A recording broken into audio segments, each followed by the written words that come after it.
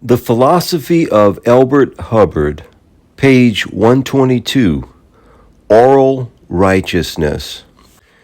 In days agone, if things tasted good, we called them toothsome.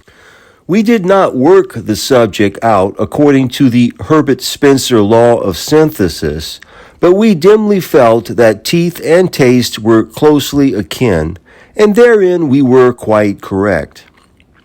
The widow who declined to marry the man, and on being discreetly pressed for a reason, abruptly declared with a Marie Corelli defiance that it was because he did not have the dental floss habit, was right in her instincts. She would rid her of the reek before she took it on as a life lease.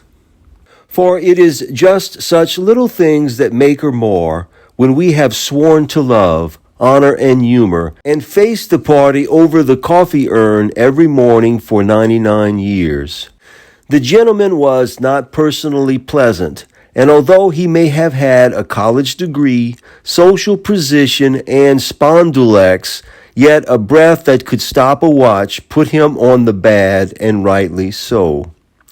To such a one she could never murmur soft and low the word Mizpah, nor could he salvo his Kismet Magnum and get it back again according to the Aristotelian laws of action and reaction. For gentlemen who are not toothsome are never socially gladsome. If my years were not as those of the pterodactyl, and I wanted to win the love of a woman, I would look well to my molars. Brain, brawn, and the graceful two-step are as naught when toothsomeness is actively absent. Shakespeare had these two things in mind when he referred to the barber's breath and the breath of an unfed attorney, which items do not come to us as the breath of spring. Abjure the weed and rice paper, eliminate the elevated spheroid, and look to your teeth. Cecil, to your teeth, I say, and the rest follows. We all have our opinion in matters of medicine, but no one knocks on the dentist. Is love then a matter of toothsomeness? I do not speak by the card, for my knowledge along this line is merely academic, yet a woman I know says yes. But seemingly decayed teeth would give Cupid a pain in his wee tummy small. Decayed politics are bad, decayed literature is worse, and to love a person with decayed molars would be like loving a mummy with tainted morals.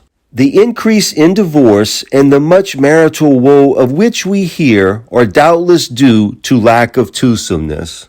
The parties grin and bear it as long as they can, some declining to grin, and then strike for freedom, fresh air, and the open road.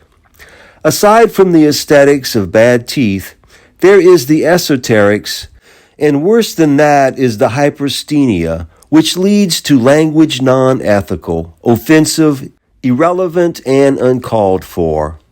A very slight irritation in the teeth throws the soul on the horn of the saddle.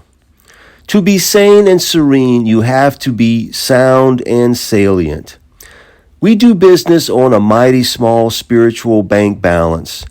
To carry no reserve is like firing a boiler in which the gauges show no water.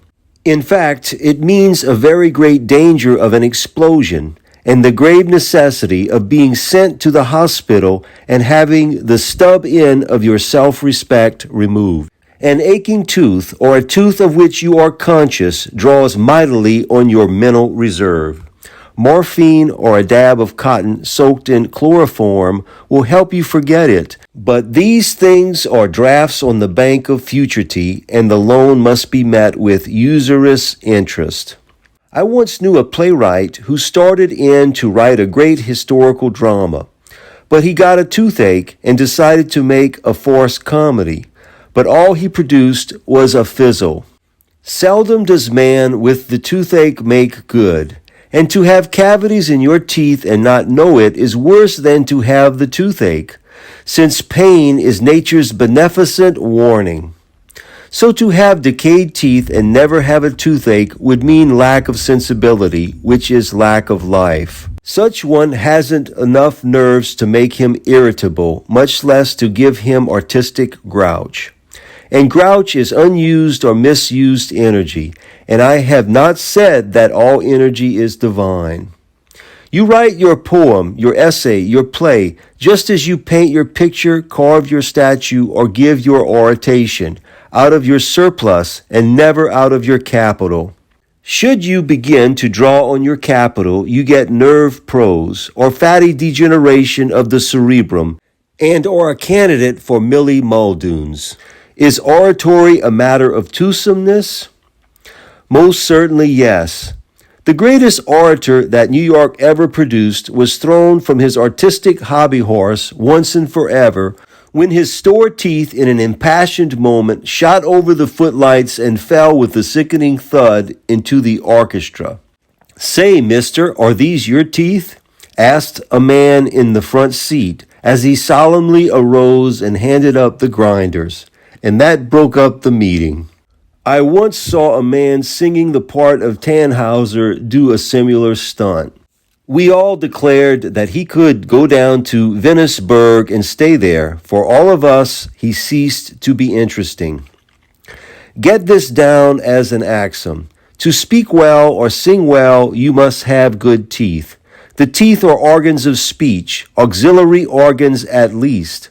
When your voice whistles through your teeth and the tones come wheezy and with a sort of sad surprise, there are soon bubbles in your think tank and you travel home on your rim. It is then time to sing toasties goodbye and retire from the stage, thereafter warbling only to the gallery of your psychic self. End of Oral Righteousness, page 127 of The Philosophy of Elbert Hubbard, narrated by Rex King.